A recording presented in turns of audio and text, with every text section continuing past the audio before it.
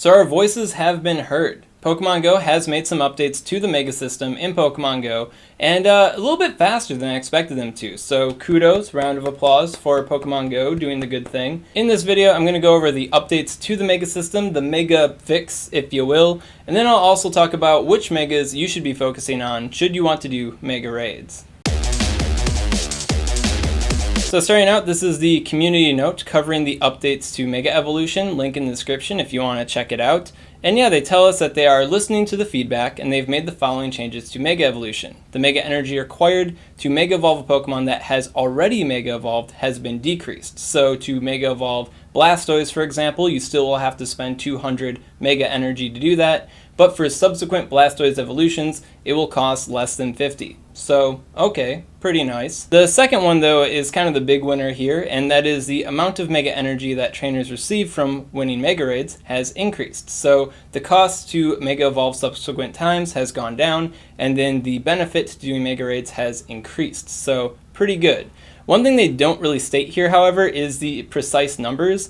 So I got a Twitter post from Famous Last Words. He's retweeting a graphic from the Couple of Gaming, basically just reposting what the community note says. But yeah, details here is Mega Beedrill's cost to re-Mega has gone from 25 to 20, and then Charizard, Venusaur, and Blastoise have gone down from 50 to 40. So not really a big change, but kind of a nice change nonetheless. You know, any change decreasing the cost, definitely good, right? But yeah, and then the slowest speed reward will be 50 energy for completing a Mega Raid. So before 50 was like the cap, I think, or maybe it was like 55, but you'd have to beat the raid boss in like 30 seconds or something like that to get 55. But now 50 is the lowest, and now the fastest will be 90. So presumably, if you have a coordinated effort on a Mega Raid, then doing one Mega Charizard raid could equal 2 Mega Charizard evolutions, which is pretty good. I think that's definitely a palatable update. Overall, I don't think this is the best fix to the Mega System. I don't think this solves all the issues and all the gripes with the Mega System, but it is kind of the change that was expected. Like a lot of people wanted the Mega Rental system to go away. They wanted it so that once you Mega Evolve, you just get it, or after spending a certain amount of Mega Energy in the Mega System, you can just get it, or if it's your best buddy and you spent the Mega Energy, you could just get it all the time. But the Mega Rental system seems to be a core fundamental aspect to the Mega System, so it's like them getting rid of that would be really hard. But making the cost and the barriers to getting that Mega Evolution, like reducing that, definitely in the good. Then they also mentioned some other adjustments that they're working on implementing. For one, walking with your buddy will earn you Mega Energy. That's not in right now, but they're going to bring it in the future. And then they're going to bring in more ways to earn Mega Energy throughout research tasks and other gameplay, which is pretty vague. I mean, it's vague for a reason, right? Now, as far as these two updates go, I feel like this is stuff that was already on the table to happen with Mega Pokemon. So throwing it in there isn't like a we're listening to the community kind of thing. It's just like, hey, this was already slotted. Let's see if we can get some extra brownie points by bringing it up. So yeah, I mean, when it comes to Mega Energy or any sort of new currency in a game, it makes sense to have the currency be like limited in the beginning, and then as time goes on, gradually expanding how people get that. The reason why the Mega System was just so shocking and upsetting to people was because the system was just set up poorly to begin with. Like, you couldn't realistically utilize Megas without spending money, and with these two adjustments here, I feel like it's definitely a more palatable system. It's not the best system in the universe. I'm still going to be F2P because I don't really like how this whole situation has been handled. But I will participate in Megas now, and I will feature more Mega content going forward on my channel. But if you have like a vow to F2P or anything like that, I'd still stick with it because like Niantic's been going down more of a dark path recently as far as monetization goes, and I really don't want to see them continue on that path. Once they start breaking that trend, maybe I'll be a bit more willing to give them my dollars, but for now, they ain't getting them dollars. And then for the final update here, you can earn bonus candy when catching a Pokemon that shares the same type with your Mega Evolution Pokemon. So if you Mega Evolve a Venusaur, then you can get extra, Bellsprout candy when you catch a Bellsprout, which is like an interesting little bonus, especially since we only have a 4-hour window to Mega Evolve. But it could come in pretty nicely if you were to do like a Wafu raid on a specific Pokemon, like you wanted extra Kyogre candy or something like that, so you Mega Evolve Blastoise so you get the extra candy. Sure, why not?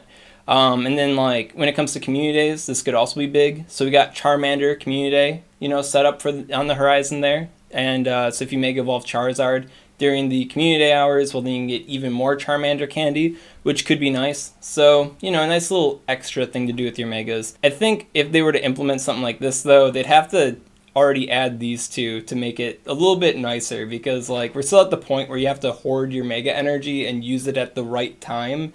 And I don't know if community is necessarily going to be the right time. We'll just have to see what these bonuses are as we get them. With these updates, I'd say the biggest thing lingering over people's heads in regards to Megas is how they'll interact with PvP in the future. Right now, they're not in Go Battle League, but they will be brought into Go Battle League eventually. And if they still have the system as it is when they're brought in, then Go Battle League could easily become a, pay to win kind of feature, because the guy that shelled out a bunch of money to get the 999, Mega Mewtwo energy or something to that effect would have a massive advantage over players that didn't do that.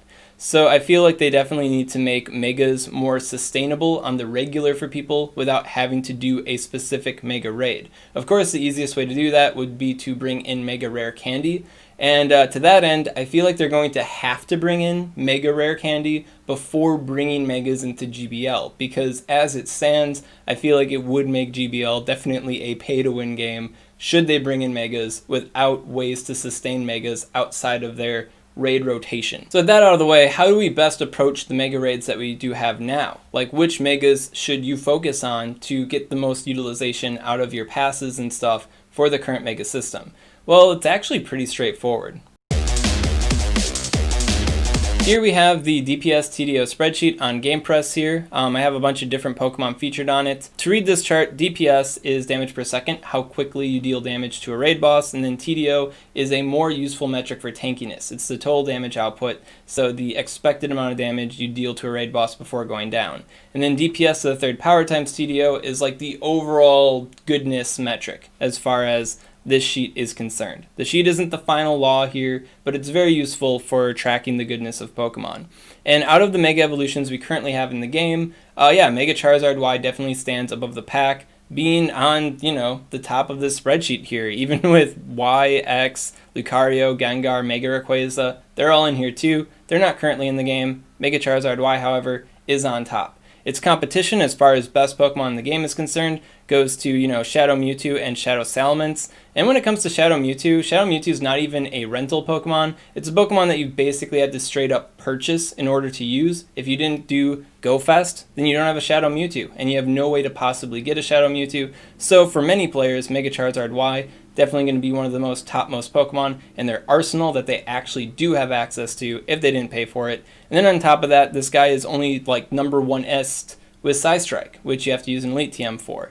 And same issue kind of goes down to Shadow Salamence. I mean, it's pretty neck and neck with Mega Charizard Y, so getting good IVs on a Shadow Salamence can be quite difficult. And then you also need to Elite TM that Outrage on. I could take off the best filter. Does Draco Meteor beat out the Charizard? No, Draco Meteor is on it. So Draco Meteor does not beat out this guy. Those details aside, Mega Charizard Y is the best out of the Megas that we currently do have access to for raid content. And then when it comes to PvP content, out of the current Megas that we have access to, Mega Charizard Y definitely stands above the pack. So that should be the Mega Energy that you'd want to probably most focus on getting to use in the future, because once Mega Charizard leaves, we don't know when it's coming back. So it's good to have that stockpile ready in case they were to add Megas to GBL without balancing them first. And then you're the sucker without a Mega Charizard Y ready to go. And it doesn't matter if it's a pay-to-win system or not, you're going to be behind, and that definitely would suck. So maybe give yourself the best possible edge there. Now, as far as when to Mega Evolve your Charizard, I would wait until you have like above 900 Mega Energy before doing your first Mega Evolution. That way you give yourself the most amount of time to get the best possible Charizard to Mega Evolve. When it comes to Mega Evolution, that 200 initial Mega Energy that you spend on the Pokemon, that is specific to that one specific Pokemon. So if you unlock Mega Charizard Y for one Charizard, you don't unlock it for all Charizards. So you're going to want to be a little bit selective when it comes to who you're Mega Evolving here. So unless you have like the lucky Hundo Blast Burn Charizard already, then you may want to hold out until you do get that lucky Hundo Blast Burn Charizard. And if you're sitting there worried about the bonuses for raids, let somebody else bring their Megas in for raids. I mean, raids are a collaborative effort. You don't need to use a Mega Pokemon and spend your Mega Energy in order to get the bonus for raids. If somebody else wants to do it, that's great. If they don't want to, you're still going to beat the raid boss anyways, so don't sweat it too much. Then after Mega Charizard, the second best Mega to focus on would definitely be the Mega Beedrill here. Now as far as the DPS TDO spreadsheet goes, my personal one here, I don't remember if Heracross, Pinsir, and Caesar still have the nerfs applied to them. I don't know if I unnerfed them or not. I feel like I did. At any rate, doesn't matter because they're not in the game right now. Mega Beedrill is. So if you were to spend your time doing any Mega raids, Mega Beedrill definitely a good second place compared to Mega Charizard. The reason why it's so good compared to like, I don't know, Blastoise and Venusaur is because to re-Mega Evolve it going forward after the first initial Mega Evolution, it only costs 20. So if you do the Mega Raid, you beat the Mega Beedrill, you get 50 to 90 Mega Energy for it. So if you do want a Mega Pokemon that you want to utilize more frequently for like raids and stuff like that, Mega Beedrill would be the most, utilitarian type one to go with because, it only costs 20, man. So doing one Mega Raid, that's like 4 Mega Beedrill evolutions. That's not that bad. So yeah, if you want to use Megas more regularly, Mega Beedrill is where it's at. And if you are wondering about, the bug and poison damage, the utility of that in raids, I covered that in my previous Mega video talking about the first 5. Mega Charizard Y is nerfed in that video, so the numbers are a little bit off when it comes to Mega Charizard Y. Still the best of the 2 Charizards, of course, even with the nerf, so not being nerfed is pretty crazy. But I do put a lot of time in, showing off how Mega Beedrill can work in all sorts of different raids with its bug and poison typing, and it being like the best bug type and the best poison type. So yeah, definitely tons of opportunities to utilize the Mega Beedrill. So definite good second place. Now as far as third and fourth place goes, both Mega Venusaur and Mega Blastoise really aren't all that impressive. You could argue that, water type damage is more useful than grass type damage is, so Blastoise would technically be the better of the two. But then you could also spin it that, a lot of grass types really aren't that good for PvE raid content, right? So then having like an extra good one could be extra good.